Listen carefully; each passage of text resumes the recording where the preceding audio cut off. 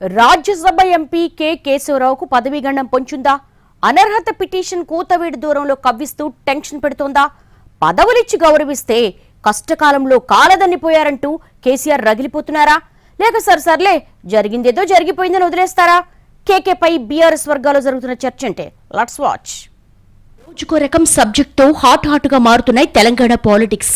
గత ప్రభుత్వ అవినీతి మీద ఎంక్వైరీలు, కమిషన్స్ వ్యవహారం ఓవైపు నడుస్తుండగా మరోవైపు తాజాగా అనర్హత రాజకీయం కాకరేపుతోంది. అసెంబ్లీ ఎన్నికల్లో పవర్ పోగొట్టుకున్న బీఆర్ఎస్ 39 ఎమ్మెల్యే సీట్లకు పరిమితమైంది. ఇక మారిన రాజకీయ పరిణామాలతో అందులో నుంచి 3 శాసనసభ్యులు కాంగ్రెస్ గూటికి చేరిపోయారు. వాళ్ల మీద అనర్హత వేటేయాలని అసెంబ్లీ స్పీకర్ను డిమాండ్ చేస్తోంది బీఆర్ఎస్.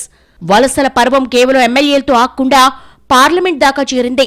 బీఆర్ఎస్ రాజ్యసభ సభ్యుడు కె కేశవరావు కూడా కాంగ్రెస్ వైపు మళ్లారు.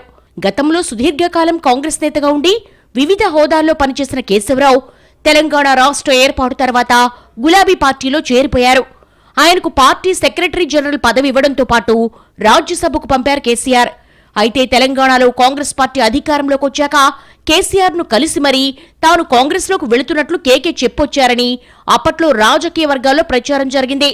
టెక్నికల్ గా సాధ్యం కాదు గనుక ఆయన పార్టీ కండువా కప్పుకోలేదు, కానీ ప్రస్తుతం కాంగ్రెస్ నాయకుడే అన్నది పొలిటికల్ సర్కిల్స్ లో చెప్పుకుంటున్న మాట. ఈ క్రమంలోనే కేశవరావు విషయంలో బీఆర్ఎస్ ఏం చేస్తుంది అన్న సబ్జెక్టు చుట్టూ కొత్త చర్చ మొదలైంది. పార్టీ మారిన ఎమ్మెల్యేలపై అనర్హత వేటుకు పట్టుబడుతున్న గులాబీ అధినాయకత్వం కేకే విషయంలో ఏం చేస్తుందన్నది ఆసక్తికరంగా మారింది. గతంలో కూడా రాజ్యసభ ఎంపీగా ఉన్న డి శ్రీనివాస్ విషయంలో అనర్హత పిటిషన్ ఇచ్చింది బీఆర్ఎస్. కానీ ఆ పదవీకాలం ముగిసేలోపు ఎటువంటి నిర్ణయం వెలువడలేదు.